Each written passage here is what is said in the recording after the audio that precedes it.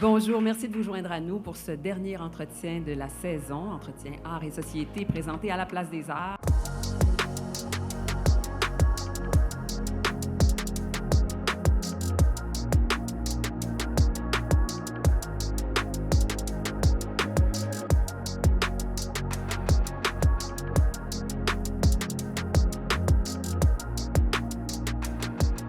Alors, le prétexte est magnifique, il est joli, il est coloré, il est festif, il est tout petit. C'est une toute petite exposition très mignonne qui est présentée ici à la Place des Arts et qui a un titre justement assez festif. Le français, une langue à célébrer. C'est une présentation du musée Pointe-à-Calière en collaboration avec le ministère de la langue française et avec la Place des Arts, bien sûr. Prétexte pour célébrer notre langue comme outil de cohésion sociale, d'intégration des immigrants et comme outil d'appartenance, d'identité et de création, bien sûr. Alors, c'est un peu autour de tout ça qu'on a choisi nos invités qui sont formidables. 2 créateurs, une médiatrice et un expert, donc 4 utilisateurs passionnés de la langue française que je vous présente. Par ordre alphabétique, Simon Boulris, bonjour, souvent gagnant de l'ordre alphabétique. Bonjour. Auteur prolifique, adoré, auteur multiprimé de livres, autant pour la jeunesse que pour les adultes.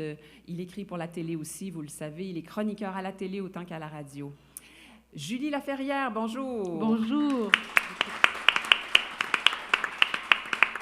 Julie, qui est une bachelière en littérature française et qui est surtout devenue une grande animatrice, journaliste et plus récemment une médiatrice culturelle qui se dédie énormément à la cause de la francisation des immigrants. Wim Remison, bonjour. Bonjour. Il est sociolinguiste et je vous promets qu'on va lui demander ce que ça veut dire, ce que ça mange en hiver, comme on dit. Professeur titulaire à l'Université de Sherbrooke et chercheur. Et finalement, lui, toujours perdant dans l'ordre alphabétique, mais gagnant dans notre cœur, parce que c'est un Zéphyr. Richardson Zéphyr, bonjour. Bonjour tout le monde. Alors, humoriste, auteur pour la radio, pour le web, scripteur, comédien, puis on peut même dire il est un artefact de l'exposition qui est présentée ici. Il devient animateur de quiz le temps de cette exposition-là, sur vidéo. Il n'est pas là tous les jours, inquiétez-vous pas. Est-ce que tu connaissais toutes les réponses du quiz?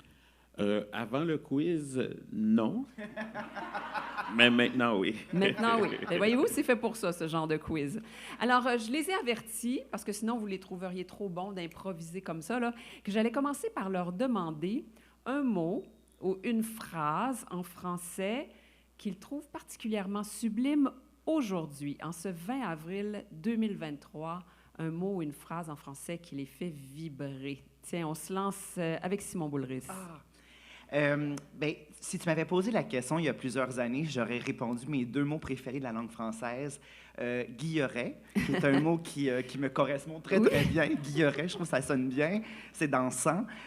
Mon mot préféré, ça a longtemps été un mot que mettait de l'avant Violette Leduc, une de mes écrivaines préférées, le mot ravigoter. Le mot ravigoter concerne évidemment le ravissement.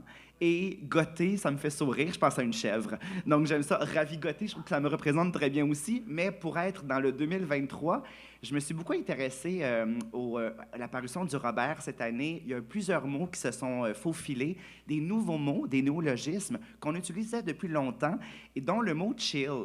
Et moi, j'embrasse les néologismes et certaines expressions, dont « chill ». J'aime bien ça, je me sens chill ce Chill, soir. c'est quand même un mot anglais à l'origine. C'est un mot anglais et je l'accepte. Et on l'embrasse. Et je l'embrasse. Tout est permis. Oui. Julie Laferrière. Alors moi, c'est un mot qui m'est venu spontanément quand tu nous as demandé ça, c'est le mot délicatesse. En lien avec le sujet qui nous occupe ce soir, je trouve que notre langue demande qu'on l'aborde, qu'on la célèbre, qu'on l'observe avec délicatesse dans ce que ça a de dentelle, de douceur, de respect, d'élégance. Et je trouve aussi que la délicatesse, c'est quelque chose qu'on gagne à pratiquer entre nous. qu'on soit locuteur de cette langue ou de toutes les langues. Et ça sonne bien. Et Délicatesse. ça te ressemble aussi. Alors, voyez-vous, il y a un jeu intéressant. On va voir On si... se parlait tout à l'heure et j'ai lancé le mot délicatesse tout à l'heure sans savoir que c'était Oui. le mot qu'elle avait Je choisi. l'avais écrit, oui. Alors, on se Guilleret rejoint. et délicatesse, qu'on t'a Alors, on va voir si on continue dans l'autoportrait avec les deux autres. Richardson Zephyr? Pour moi, c'est toujours un exercice difficile de choisir. Moi, je ne joue jamais dans les absolus, donc je J'ai déteste bien localisé choisir. aujourd'hui. Ouais. Donc, aujourd'hui, pour l'exercice, j'ai été avec un mot que j'aime me perdre dans sa musicalité et même oublier le sens, et ça va comme suit, profiterole. Profiterole. Et voilà. Ah! Mais vraiment... C'est un mot qui est excellent. On est tous gourmands. On est tous gourmands. Et Wim Remison? Je ne sais pas si c'est la gourmandise ou l'intérêt pour la langue. Moi, j'ai choisi le verbe jaser. Jaser Ouais. parce que mes recherches portent sur le français au Québec, donc c'est vraiment un québécisme bien connu, bien utilisé dans notre langue familière. Viens, on va jaser. C'est ça. Et c'est ce qu'on fait ce soir, c'est ce qu'on va faire entre nous. Donc, on célèbre la langue et on jase parce que la langue, c'est quand même ce qui nous permet aussi d'entrer en contact. Absolument. Puis tiens, je vous relance tout de suite avec cette question. À quoi ça sert un linguiste, Wim Remison, et un sociolinguiste en sous-question? Il n'y a pas de roulement de tambour. Merci beaucoup. Le tâche était incroyable. Alors, je vous dirais, quand je dis aux gens que je suis linguiste ou que je fais de la recherche en linguistique, les gens, généralement, vont réagir de 3 façons différentes. Pose une question qui revient souvent, c'est « Vous parlez combien de langues? » Vous devez en parler plusieurs. Une deuxième question qu'on me pose très souvent, c'est « Vous connaissez sans doute le dictionnaire par cœur? » Et une troisième remarque que je reçois très souvent, c'est que les gens vont me regarder en disant « Je vais faire très attention à la manière de m'exprimer. » Je pense que c'est probablement la réaction la plus fréquente. Mais quand les gens auteurs se apprennent que font je suis dire ça linguiste. aussi. Probablement, Ah, oui, c'est oui. vrai. Alors, Wim, ça, c'est les questions de base, Oui, mais la réponse. oui, je vous déçois. Il essaie d'esquiver, mais on va... Je vais vous décevoir tout de suite. Le dictionnaire, je ne le connais pas par cœur. Mhm. Je parle quelques langues, mais on peut être linguiste sans être polyglotte. Mais c'est surtout la dernière remarque, en fait, que je trouve la plus intéressante parce que, comme linguiste, ce qu'on fait, c'est observer la langue. C'est ça qui nous fascine, c'est ça qui nous obsède, d'une certaine façon. Et quand on observe la langue, bien, on découvre qu'il y a pas mal de choses dans cette langue qui ne sont pas nécessairement... qu'on ne trouve pas nécessairement dans la langue soignée, formelle, qui ne sont pas toujours associées à la norme. Mais pour nous, c'est très intéressant d'étudier ces phénomènes-là. La langue, c'est absolument tous les registres, pas seulement la langue normée. Donc, le linguiste, il essaie de faire ça. Il essaie de comprendre le fonctionnement de la langue, la logique derrière le fonctionnement de la langue. Et on décrit les différents aspects de la langue, les mots, les expressions, les structures grammaticales. Il y a des gens qui vont travailler plutôt sur des phénomènes de prononciation. Tout ça, ce sont des spécialisations, si on veut, dans le domaine de la linguistique. Et donc, la sous-question, le sociolinguiste dans tout ça, le sociolinguiste, il s'intéresse de près à tout ce qui concerne de près et de loin les phénomènes de variation linguistique. Alors, on fait l'expérience de la variation linguistique très tôt dans notre vie. On découvre rapidement que les gens parlent différemment selon l'endroit d'où ils viennent, selon le milieu social où ils grandissent. Ça, ce sont des phénomènes qui m'intéressent tout particulièrement. Évidemment, quand on s'intéresse à la variation linguistique, il y a souvent aussi la question des jugements de valeur qui sont associés aux façons de parler. Donc, c'est aussi un sujet que les sociolinguistes intéressent. Alors, très intéressant parce qu'on voulait justement parler de cette idée d'accorder une valeur à un niveau de langue ou à une façon de la parler. Tout ce que Wim nous disait, ça va un peu à l'encontre. On est dans l'observation plus que dans le jugement ou la catégorisation. Mais néanmoins, j'ai envie de leur demander, comme ce sont des utilisateurs passionnés du français, est-ce que tout se vaut? Est-ce qu'il y a encore un intérêt à préserver ou à utiliser parfois un niveau de langue soutenu, même à y accorder de la valeur, ou est-ce que c'est devenu ringard, d'après vous? Tiens, j'ai envie d'entendre Simon Boulris là-dessus. Non, ce n'est pas ringard. Ce n'est pas ringard du tout. Moi, j'aime embrasser chacun des registres. Je me dis qu'il faut toujours s'ajuster à notre public. Et tous les registres peuvent cohabiter. Évidemment, si je suis dans une rencontre très formelle, je vais faire un effort supplémentaire et c'est tout à fait moi. Au même titre que quand je suis avec des amis et que je vais utiliser plus d'anglicisme, c'est Comme moi chill. également. Chill. Là, on est entre amis, donc Ben oui. j'ai osé le mot devant vous. Mais je pense que évidemment, je m'ajuste constamment comme on le fait tous.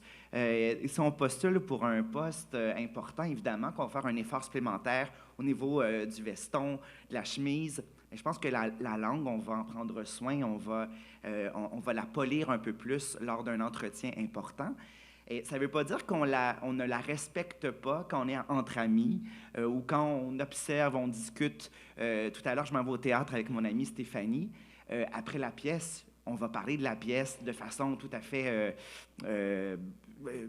détendue, désinvolte, et sans doute que je prendrai pas soin de mon vocabulaire entre amis comme ça, même si c'est une œuvre littéraire, théâtrale, on va assister à ça ensemble tout de même. C'est intéressant parce que ce que Simon décrit, c'est une capacité un peu caméléon d'adapter notre niveau de langue. Wim Remington, est-ce qu'on est tous comme ça ou est-ce qu'il y a des gens, il me semble, moi, avoir croisé dans ma vie, des gens qui avaient un niveau de langue plus constant, peu importe les circonstances? Bien, premièrement, je tiens à dire que Simon a fait une formation en sociolinguistique, je pense, parce qu'il met le doigt sur certaines dynamiques qui sont effectivement tout à fait courantes quand on sort de la langue. Moi, je pense qu'on passe toute une vie à apprendre une langue, en fait. Et la diversité des registres ou la facilité avec laquelle on manie certains registres, ça aussi, c'est quelque chose qu'on apprend durant toute la vie. Et dépendamment des situations dans lesquelles on se retrouve, que ce soit du point de vue social, tout simplement, ou du point de vue professionnel, il y a évidemment des répertoires qui vont se rajouter à notre pratique de la langue ou à notre compétence linguistique. J'ai envie de demander, Julie, un peu caméléon ou assez constante? Assez caméléon, un peu comme Simon. Et moi, ça m'amuse beaucoup, ça, parce que je me dis, on a différents registres. On peut être créatif avec la langue. Je sais, par exemple, que dans certains contextes, j'essaie de ne pas utiliser des anglicismes pour le plaisir de me dire, hey, c'est quoi l'équivalent en français? Je le sais, puis comment je peux raffiner ça? Alors que d'autres moments, moi aussi, je me fais un devoir d'utiliser l'anglicisme parce qu'il dit exactement ce que je veux dire quand je suis dans un autre contexte. Et pour employer un anglicisme, on pourrait dire l'anglicisme, des fois, il punch. Il punch, exactement. Exactement. Moi, comme dire, tantôt, tu disais chill, là, maintenant, on dit es-tu down pour faire ça? Puis je trouve que ça dit bien ce que c'est. Alors maintenant, avec mes amis, on dit ça des fois. Mais je ne dirais pas ça dans d'autres contextes, surtout pas en médiation culturelle. Donc, oui, caméléon, mais je n'ai pas l'impression de me dénaturer dans ce temps-là. J'ai l'impression de jouer avec la langue, qui est un système de communication, puis il faut s'adapter à la personne qui est devant nous, au contexte dans lequel on est. Alors, Quand je donne des ateliers d'écriture théâtrale, souvent, c'est ce que je dis aux jeunes. J'ai fait ça à l'université, puis au cégep Lionel Groulx, et je leur disais, jouer avec les registres. Dans une pièce de théâtre où tu peux avoir de la narration très soutenue, et évidemment, dans les dialogues, tu peux la faire soigner, la langue. Amuse-toi. Tout ça est bienvenu, tout ça peut cohabiter. Et à l'intérieur d'un même spectacle d'humour, on peut s'amuser à ça aussi, Richardson Zephyr? Oui, tout à fait. Puis même avant, pour rebondir sur ce qu'ils ont dit, je crois que quand on parle avec quelqu'un puis que la personne va parler d'une façon différente ou autre, je crois qu'inconsciemment, on va se mettre à parler comme la personne. Si je parle avec un Français qui a un accent français, peut-être, sans m'en rendre compte, je vais me mettre... mon accent va se rapprocher de son accent. Puis je crois que dans la vie, en tant qu'humain, on est toujours en confiance avec les gens qui nous ressemblent, ça nous attire. Donc, plus je vais baigner dans une langue, plus je vais la maîtriser, plus je vais maîtriser ses accents, plus ça va être facile pour moi de rentrer en communication. Je crois que ça facilite la communication. Donc, si j'ai moins baigné dans un univers où il y a des gens qui vont utiliser un français plus soutenu, si je ne suis pas capable de le maîtriser, bien, ça va m'éloigner, je vais peut-être plus me renfermer ou ça va m'intimider. Donc, je crois qu'on ne s'en rend pas compte, mais qu'on le fait parce que ça nous familiarise, ça nous met en confiance. Un réflexe d'adaptation normal, peut-être. Puis, au niveau d'un spectacle, je vois ça un peu comme une gamme, c'est vraiment comme différentes notes de musique. Donc, en utilisant un certain langage, bien, ça va amener certaines émotions, ça va colorer un personnage, ça va construire, fait que je vais pouvoir plus facilement, en plus de transmettre une idée avec les mots, ben la façon de les dire aussi, ça va être plus limpide. On y reviendra certainement parce que dans le spectacle, en plus, il y a des choix qui sont liés à des phénomènes culturels propres à ta communauté en plus. Ouais. On y reviendra tout à l'heure. Pour l'instant, on va rester un peu dans cette question du français comme langue potentiellement soutenue, assez complexe. Hein? Parlez-en à des gens qui doivent l'apprendre de zéro en venant d'une autre langue. C'est beaucoup de travail apprendre le français avec toutes ces exceptions.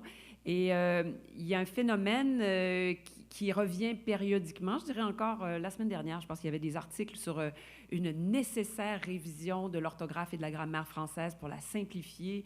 Il y a des gens qui prétendent que c'est la seule voie de survie dans un contexte où il y a tellement de nouveaux arrivants qui doivent apprendre notre langue que pour donner une chance à cette opération-là de se faire de manière efficace, on aurait intérêt à aller vers ça, à embrasser cette idée-là. J'aimerais avoir votre avis là-dessus.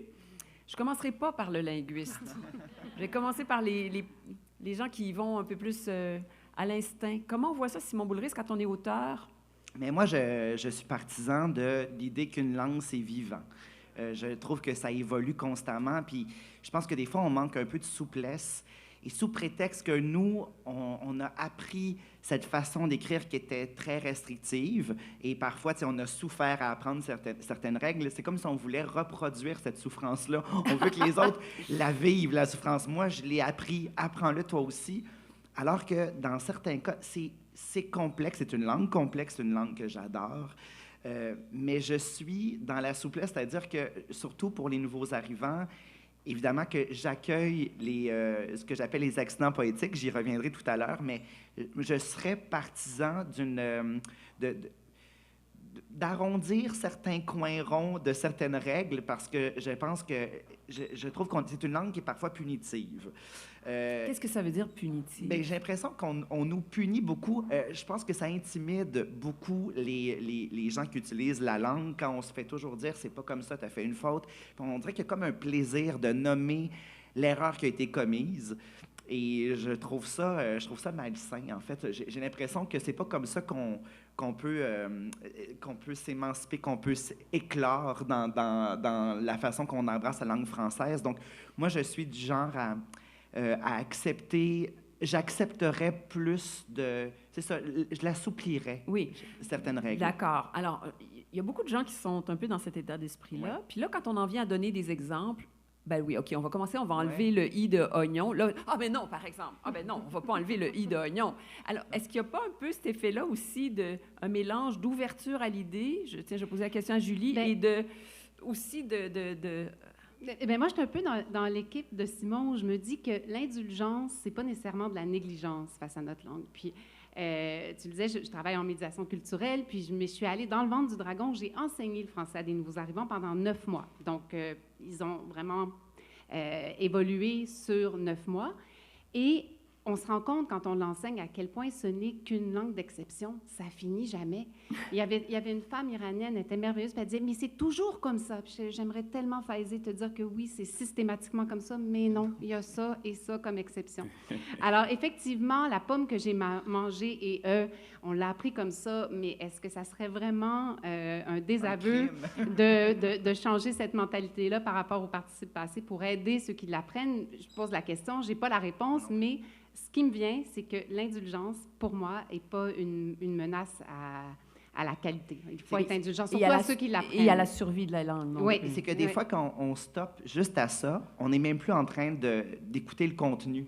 On est juste sur « Ah, il y a une faute », comme si ce qui était dit n'était pas intéressant parce qu'il y avait une faute. C'est très inhibant, en fait. Pour quelqu'un, je me mets à la place de quelqu'un qui l'apprend, et j'étais devant ces personnes-là, et on sent que c'est inhibant et paralysant. Donc, toujours l'impression qu'on va glisser sur une pleure de banane. C'est vrai qu'elles sont nombreuses, Wim Remesson.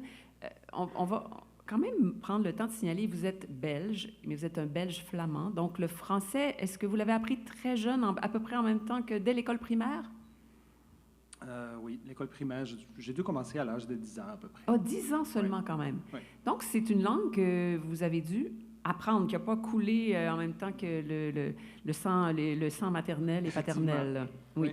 Alors, qu'est-ce que vous pensez de cette question de la...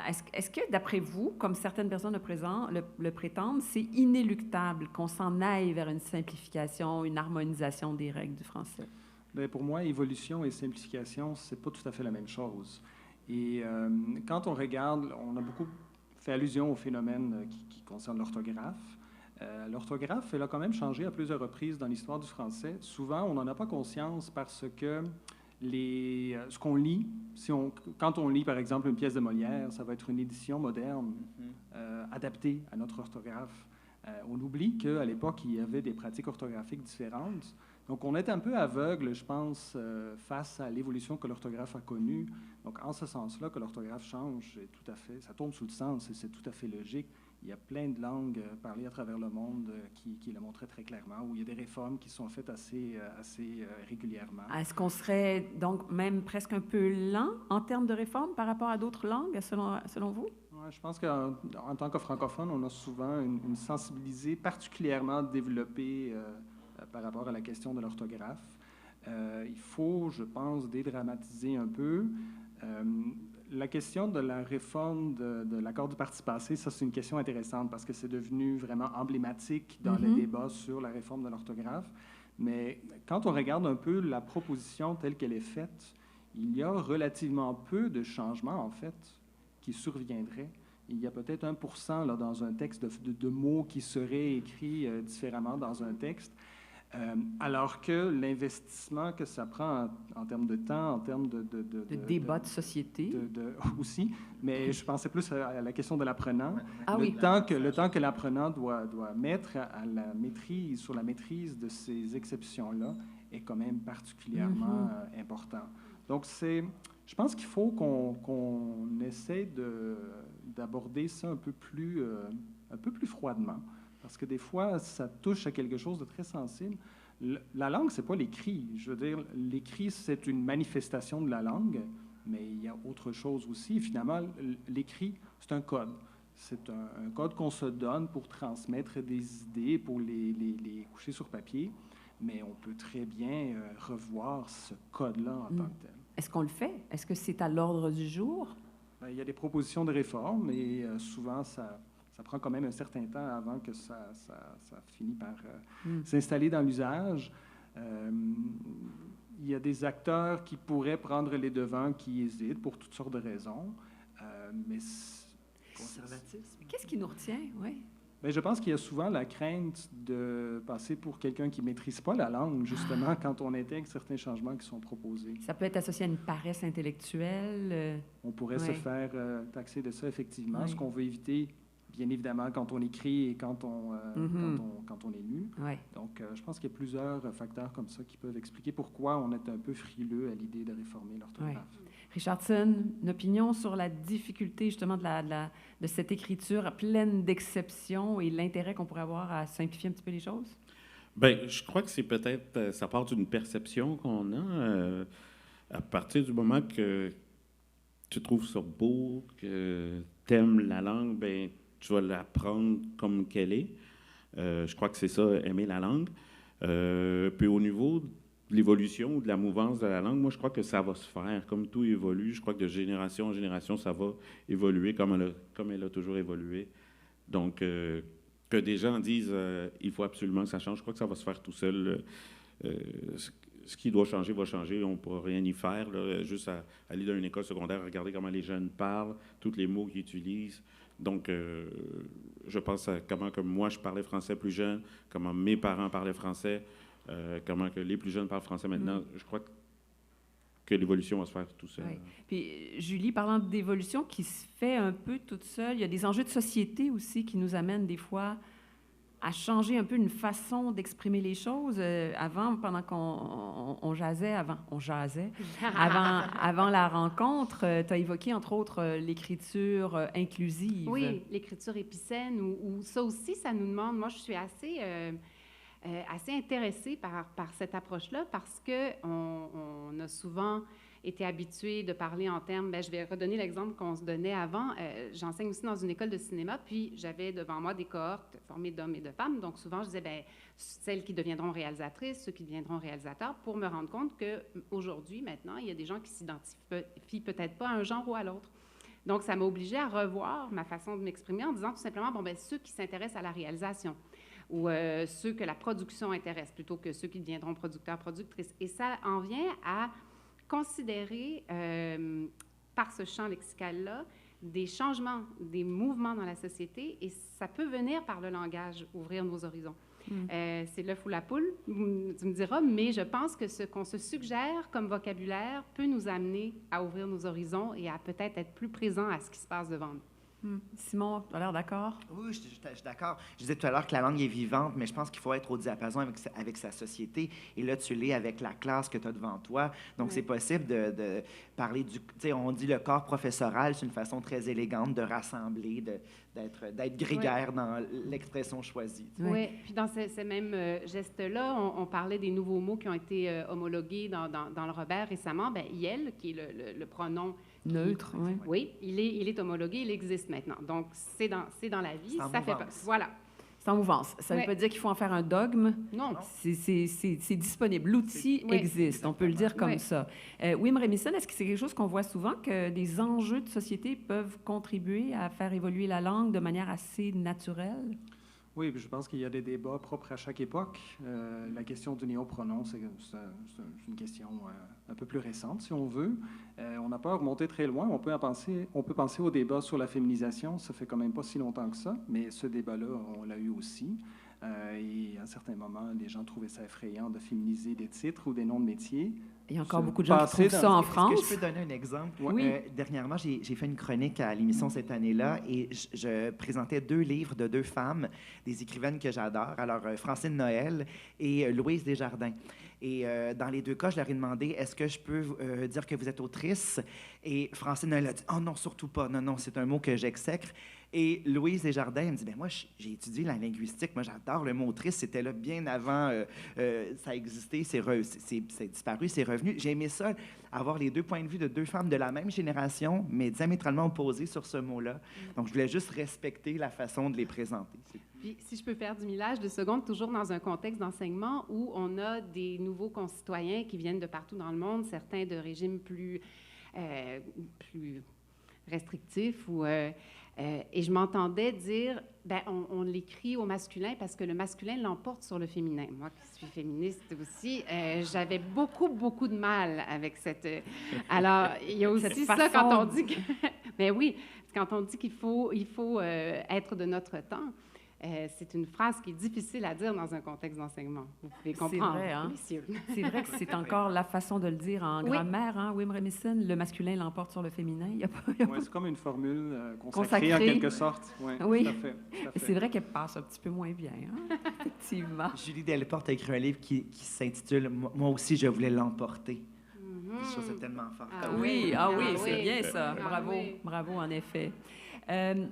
Richardson Zephyr, Wim Remison va nous parler dans un instant de ce qu'il appelle le français montréalais. Pour toi, qu'est-ce que c'est le français montréalais du point de vue de quelqu'un qui est lié à la communauté haïtienne? Oh! C'est une grosse commande, là. Le français montréalais. Je ne sais pas si moi, j'utilise un français montréalais. Pour moi, c'est peut-être plus un français qui a des références montréalaise, peut-être au niveau de mon train-train de vie urbain. Je pense que c'est un peu ça, le français. En tout cas, on y reviendra. Oui, avec OK, Wim, parfait. d'accord? Fait que j'avais pas vraiment la définition. En tant que tel, moi, en tant qu'humoriste, comme je me promène partout dans la province depuis des années, puis avancer avec l'improvisation, c'est sûr que j'essaie toujours que mes références soient, depuis trop d'années, j'essaie d'être compris par tout le monde, donc j'ai toujours des références québécoises, provinciales, admettons, là, fait que je suis biaisé. Puis au niveau de mes origines haïtiennes, moi, c'est comme si je baigne dans 2 cultures. Admettons, hier soir, je suis allé faire un spectacle à Orléans, une communauté francophone en Ontario. Je reviens, je tombe sur un poste de radio, Go FM, je crois qu'ils mettent de la musique live, des concerts en direct, d'artistes francophones, puis j'entends... j'aurais voulu être un artiste de Claude Dubois. Fait que là, je me mets à chanter, puis surtout à aimer la chanson. Ça me rappelle les souvenirs de jeunesse quand je suis un jeune Haïtien qui n'est pas encore totalement dans la culture québécoise. Cette chanson-là, ça m'a fait y reconnaître apprécier la culture québécoise, m'identifier à cette chanson-là, alors que je ne veux pas du tout faire de l'art à cet âge-là, mais quand il dit des phrases comme « pour pouvoir raconter ma vie donc, juste ce moment-là, fait que je l'ai vécu pleinement, autant que... c'est quoi l'autre chanson? Il y a une autre chanson qu'il a jouée, c'est faut changer de maîtresse, mon Joe. C'est très loin de ma culture, mais je l'ai... Tu sais, non, mais je veux dire, je l'ai senti, là. Je connais... Oui, c'est exact. Ça me rappelle plein de moments. Je vibre sous cette chanson tout autant que moi, quand je suis en voiture, je fais beaucoup, beaucoup de route. Si je m'endors, quand je cogne des clous, mon truc, c'est que je mets de la musique compas. J'écoute jamais du compas dans la vie.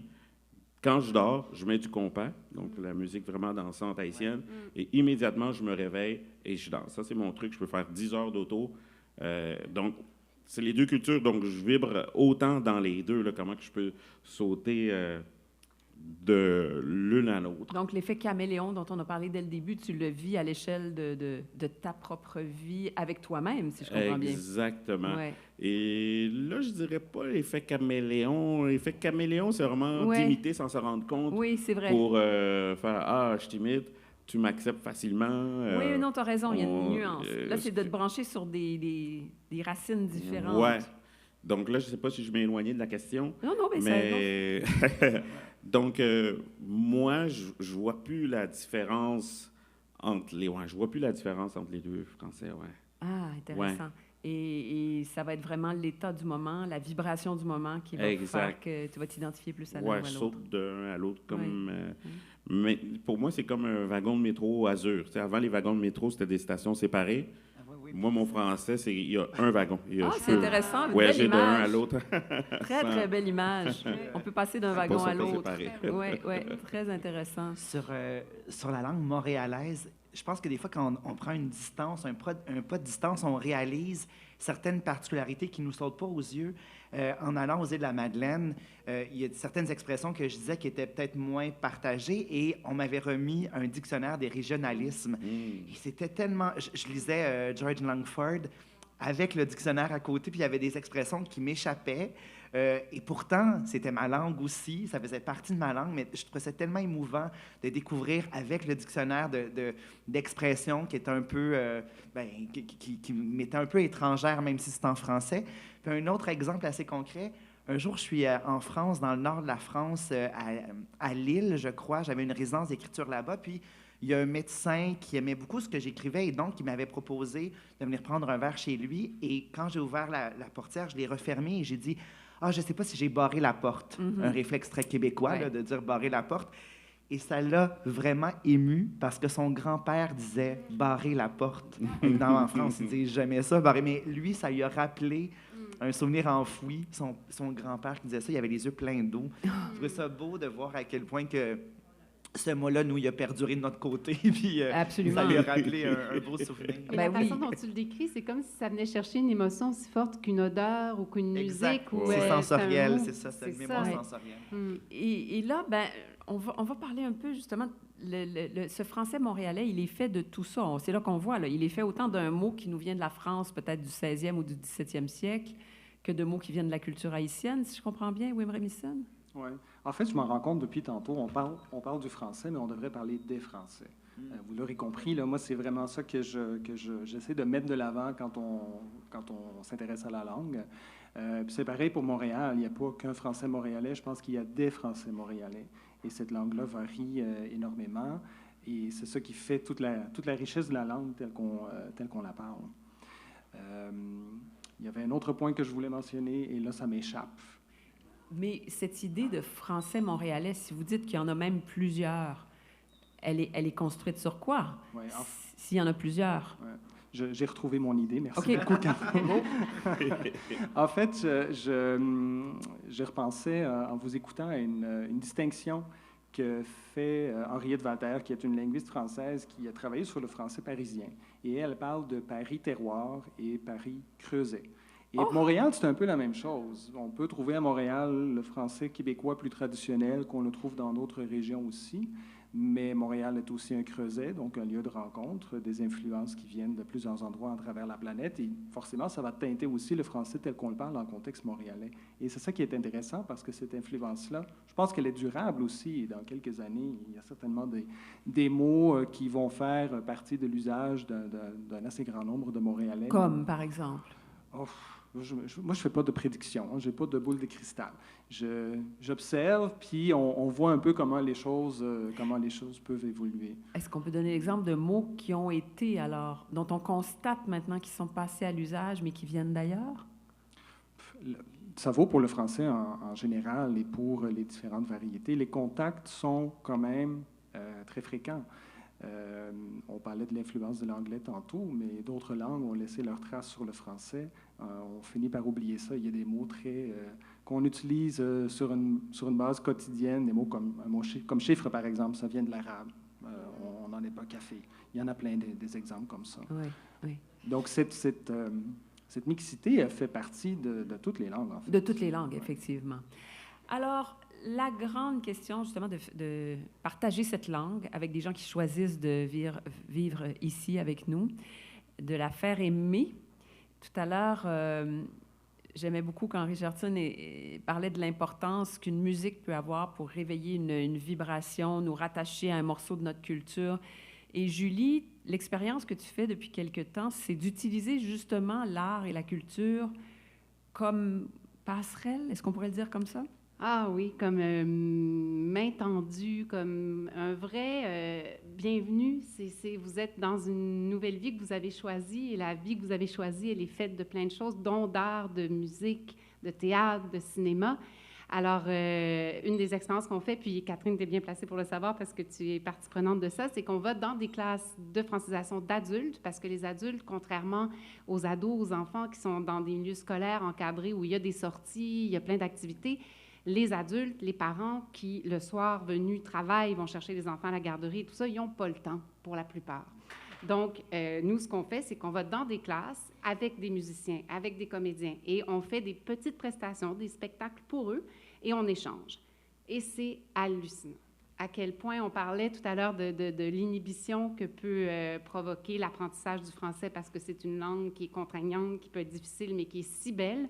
Tout à coup, les barrières tombent. Il y a de l'audace, il y a de la poésie, il y a des mots qui s'inventent, mais qui sont sublimes. Puis moi, des fois, je vais dire, bon, ben, j'ose vous corriger, mais je m'en veux parce que c'est tellement beau la façon dont tu le dis. Et ça marche vraiment parce que ça touche le cœur. Tu sais, comme quand tu parlais de « j'aurais voulu être un artiste », ces paroles-là sont venues toucher ton imaginaire d'enfant ou de jeune.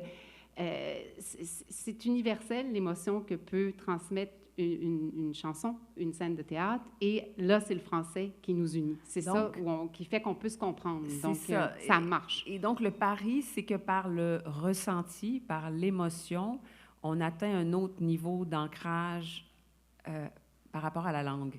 Wim Remison, est-ce que c'est un pari insensé, ou est-ce que c'est quelque chose qu'on peut démontrer que l'affect, le ressenti va contribuer à l'ancrage d'une langue?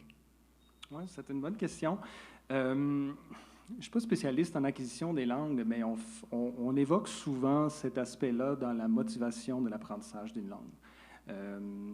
On fait souvent la distinction entre des motivations plus terre-à-terre, si on veut. On peut se retrouver dans un contexte où on n'a pas le choix. Aller ouvrir un compte en banque, parler avec un médecin, il y a toutes ces situations-là qu'on apprend comme immigrant. Exactement. Mais on peut aussi décider de s'intéresser ou d'apprendre une langue pour des raisons qui sont plus près de nous. Donc, ça nous parle plus en tant qu'individu, c'est plus émotif.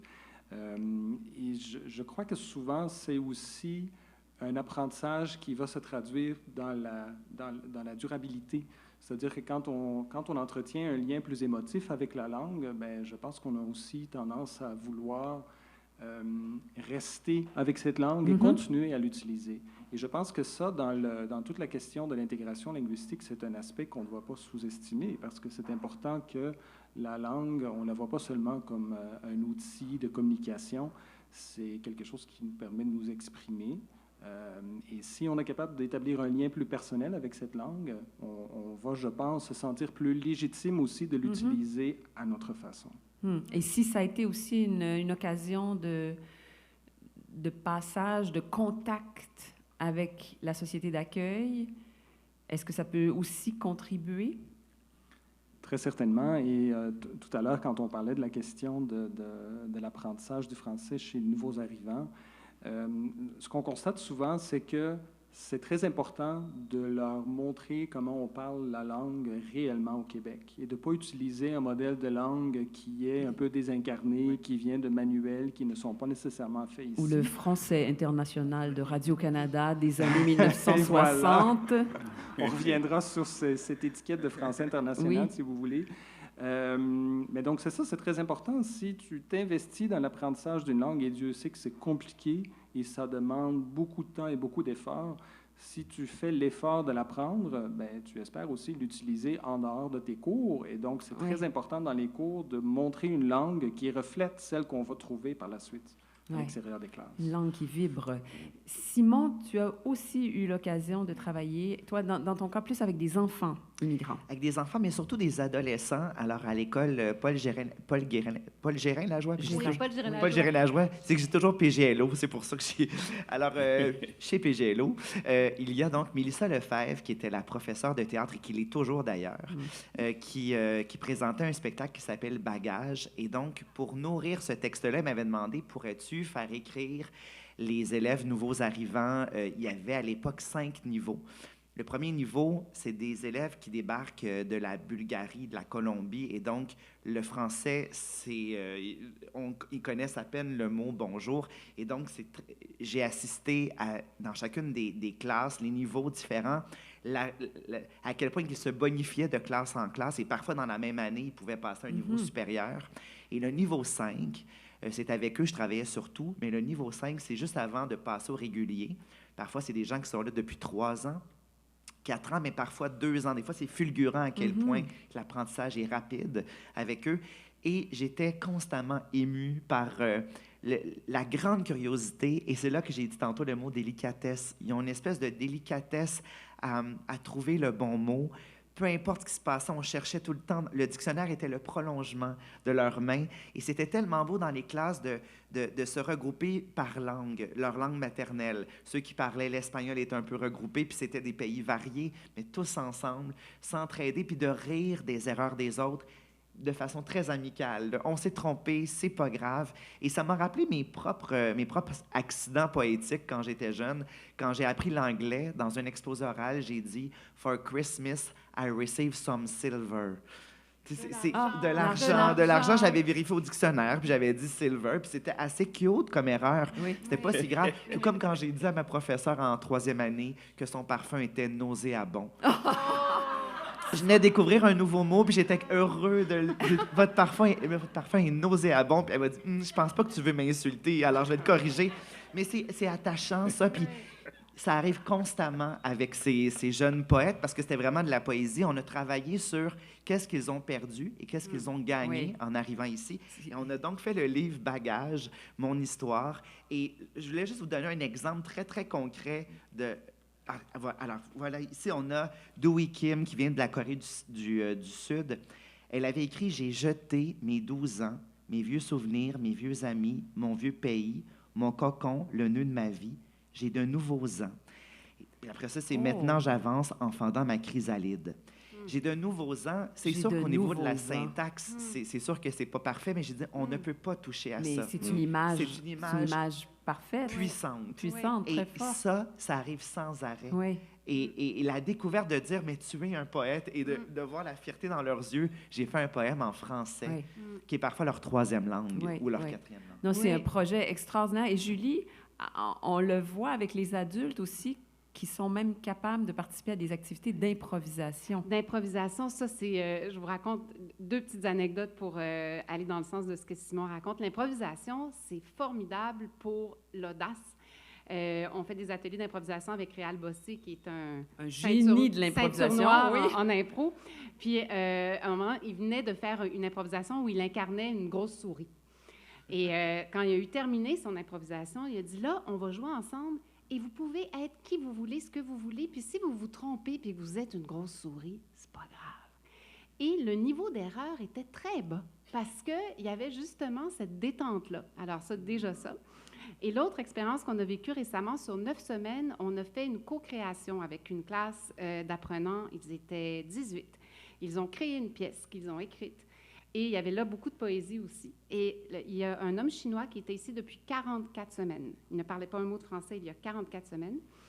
Et il a eu la consigne de faire une phrase poétique sur la plus grande distance. Et quand on se demandait est-ce que l'émotion peut nous amener à totalement intégrer le sens des mots, il a dit « La plus grande distance, c'est quand je suis devant toi et que tu ne sais pas que je t'aime. » Wow! Drop the mic. C'est tellement beau. Alors, il a écrit ça en français, Wow. il l'a dit en français, et il y a 44 semaines, cet homme-là ne parlait pas un mot de français. Oui. Donc, c'est ça. Ben, c'est Alors, ça. j'espère que les sceptiques sont confondus. Alors, ouais, vraiment, c'est Ouais. assez spectaculaire. Mais moi, je reste persuadé que quand vous avez parlé de l'apprentissage de la langue, que ça peut être punitif, je crois que l'appât du gain est toujours plus fort que de brandir le bâton, parce que à travers l'art, c'est beaucoup de la confession. T'sais, on se confie. On se révèle. En amitié, développer une amitié avec quelqu'un, plus tu vas te confier, plus la personne va être proche de toi. Et l'art, c'est ça, si on se confie, c'est que moins il y a de filtres, plus tu te dévoiles, plus les gens vont embarquer dedans. Donc, la personne, tu dis, qui a appris en 44 semaines, qui a pu dire une telle phrase, c'est parce que à travers l'art, tu penses plus, tu réfléchis plus, donc tu ne penses plus aux règles, grammaire, il y a juste immédiatement transformer des émotions en mots. Voilà. Comme de l'eau qui change en vapeur. T'sais, fait qu'il n'y a plus le cerveau qui travaille. Fait que moi, je suis persuadé que l'art développe l'identité de la langue, de la culture. Moi, j'aime souvent dire dans la vie, moi, je suis la somme de toutes mes connaissances. C'est comme tous les gens que j'ai rencontrés, je suis un peu d'eux autres. La langue française, c'est la même affaire. Ça vient de l'arabe, d'algonquin, c'est la somme de tous les gens qui se sont parlés ensemble. Une contamination positive. Exactement. Donc, c'est pour ça que j'irai un peu plus loin. Là, mais juste pour une phrase, maintenant, je me souviens, il y avait le gouvernement Harper, maintenant, à un moment donné, qui coupait dans l'art ou la culture. Ben, c'est comme un coupé dans le français. C'est cool. L'art, Oui, les deux, la culture, c'est directement lié avec l'identité la langue et d'un l'identité. peuple. Là où je me terre, Caroline Dawson, quand elle écoute la Merci. musique. Bravo, bravo. Caroline Dawson qui a écrit un roman formidable sur Là où je me terre, où elle raconte la musique de... Je pense que c'est Cité Rock Détente, cette musique-là. Ah oui, Et donc d'apprendre le français via la chanson à travers des québécoise. petites chansons populaires Exactement. des années 80, dans son cas, je pense 90. Oui. Mais ce que je retiens dans ce que vous racontez à propos de ces expériences-là, c'est qu'on est placé comme apprenant dans une situation où on n'a pas la crainte de se tromper, parce que souvent, on est paralysé quand on apprend une autre C'est langue. ça. Et on a peur d'être jugé, on a peur de faire une erreur de conjugaison, d'utiliser un « la » au lieu d'un « le ». C'est des choses qui finiront par devenir tout à fait routinières, là, si on veut, dans l'apprentissage. Mais quand on doit faire le pas d'aller vers l'autre dans une langue qui n'est pas la nôtre, je pense que c'est très important de se défaire de cette paralysie qui est tout à fait contre-productive, en fait. Oui. C'est agréable de parler d'improvisation. Puis il y a quelques années, moi, j'ai fait 15 ans d'improvisation dans une ligue qui s'appelait la CIA. Ça jouait au Café Campus le lundi soir. Puis à un moment donné, on s'est rendu compte que 40%, parfois 50% de notre public, c'était des Français, nouveaux arrivants. Puis eux, ils venaient pour assimiler, se faire l'horaire, puis ils devenaient rapidement, en quelques mois, ils comprenaient parfaitement tous les expressions québécoises. Donc, tous les beaux accidents de l'improvisation, Ouais, les exact. nourrissaient en accéléré. Est-ce qu'il y avait des joueurs français dans la Ligue? Pas dans cette ligue-là, dans cette année-là, mais j'en ai côtoyé Ouais. dans d'autres ligues. Ouais.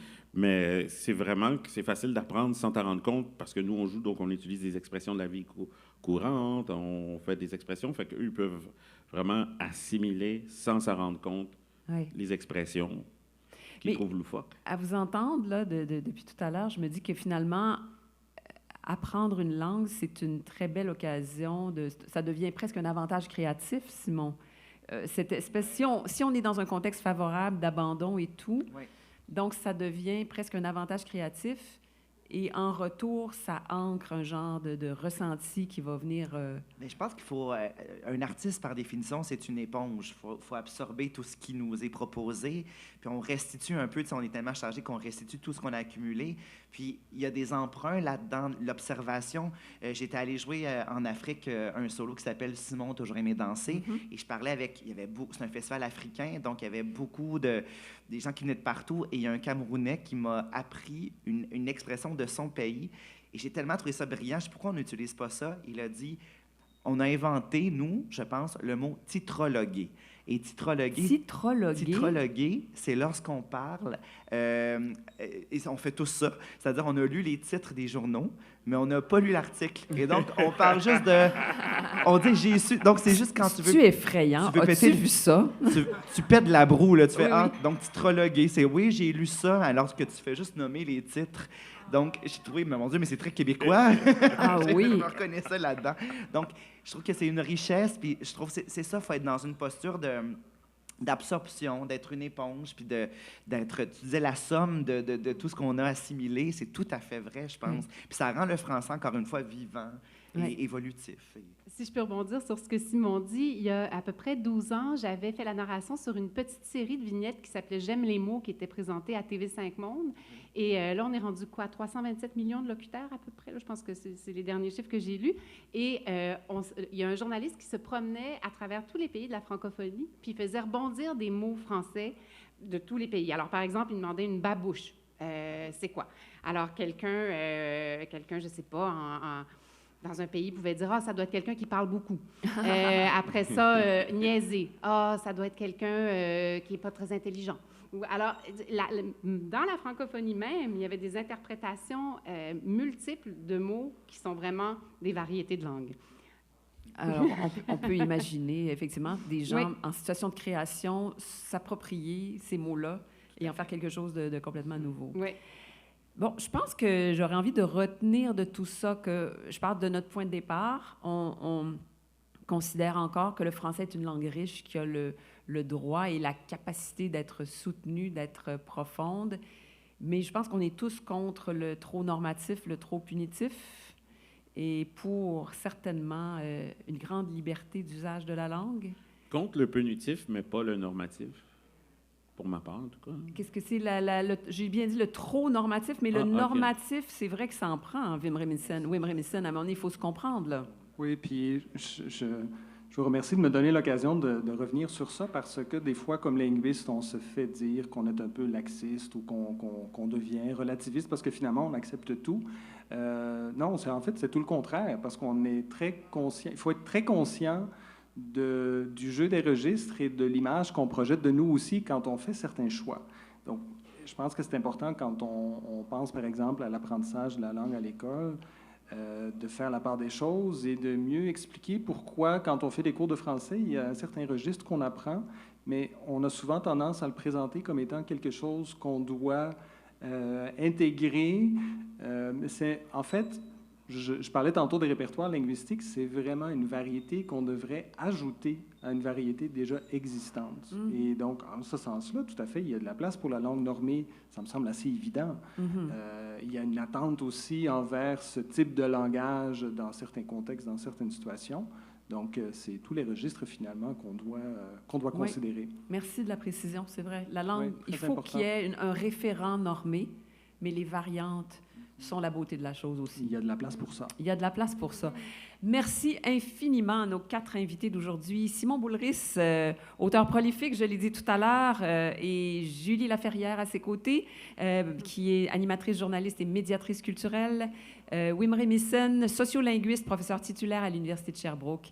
Et Richardson Zéphir, qui est humoriste, auteur pour la radio et le web, et qu'on peut voir dans l'exposition qui est présentée ici à Place des Arts, Le français, une langue à célébrer. Et c'est ce qu'on voulait faire avec vous aujourd'hui. Merci d'avoir été là. À bientôt.